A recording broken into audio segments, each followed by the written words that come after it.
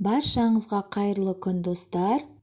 Сіздермен бүгін осындай дәмді керемет песочный Наполеон тортын дайындайтын боламыз. Тортымыз осындай өте дәмді керемет боп қатпарлы болып шығады. Бізбен бірге дайындаңыздар. Алдымен ыдысқа сүтті құйып, бір жұмыртқамызды жарып, жақсылап араластыратын боламыз. Содамыздың үстіне уксусымызды салып, жақсылап араластырамыз. Сармайымызды саламыз. Оны да араластырып, ұн салып, қамыр илейтін боламыз. Қамырымызды осылай илейміз.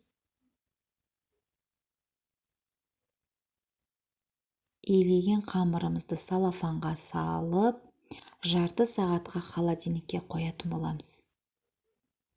Холодильниктен шыққан қамырымызды бөліктерге бөлеміз.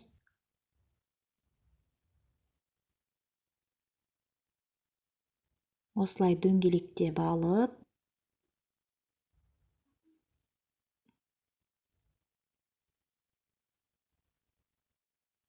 қамырларымызды жаятын боламыз.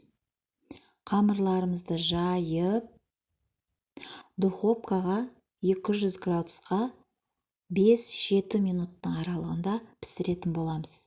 Енді кремін дайындаймыз. Крем үшін бір жұмыртқамызды жарып, үстіне қант салып,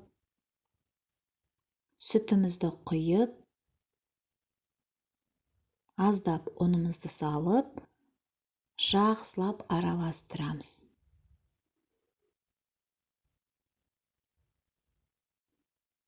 Араластырып, сүтіміздің үстіне салып, сармай саламыз аздап.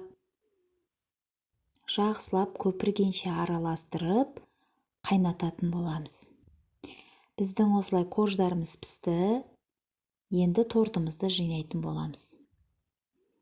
Осылай кальцода жинадым. Әркім өзі қалауынша жинаса болады. Кальцо болмаса, былай ақ жинауға болады.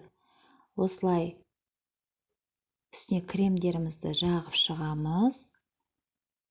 Қалған ұнтақтап, осылай үстіне сеуіп шығатын боламыз.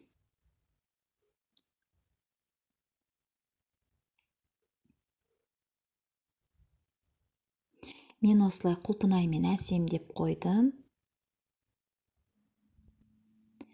Тортымыз дайын.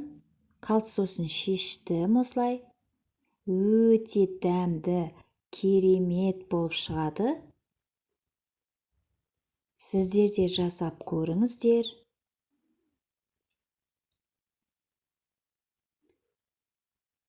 YouTube каналыма тіркеліп, лайк басып, комментария жазып, лүпіл басуды ұмытпаңыздар.